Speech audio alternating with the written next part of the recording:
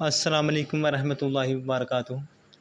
Doctor دلاور حسین، مدنی homeopathy clinic دیدوالی سے۔ آج کا ہمارا جو ٹاپک ہے ہومیوپیتھی کی میڈیسن کا، وہ ہے چائنا۔ اس کو سنکونا افسینیلس بھی کہتے ہیں۔ یہ کنین کے درخت کی چھال سے تیار کی جاتی ہیں۔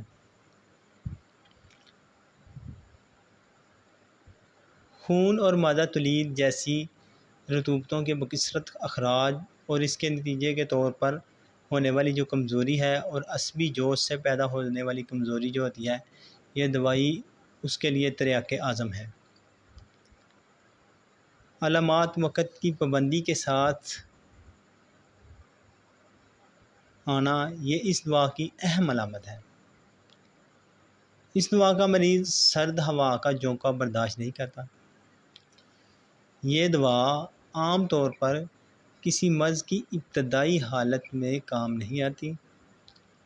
پرانا گانٹھیے کا درد، گردے کی بلغمی جھلیوں کی پرانی سوزش جبکہ وہاں پیپ آ چکی ہو، ان تکلیفوں کے لیے بھی مفید ہے۔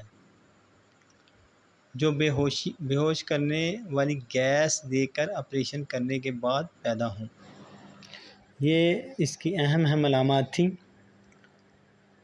تو اس دوائی کا استعمال کرنے کا طریقہ یہ ہے: 2 گھونٹ پانی لیں، اس میں 30 پوٹینسی کے 5 قطرے ڈال کر آپ صبح شام استعمال کریں تو انشاءاللہ آپ کا یہ مسئلہ ٹھیک ہو جائے گا۔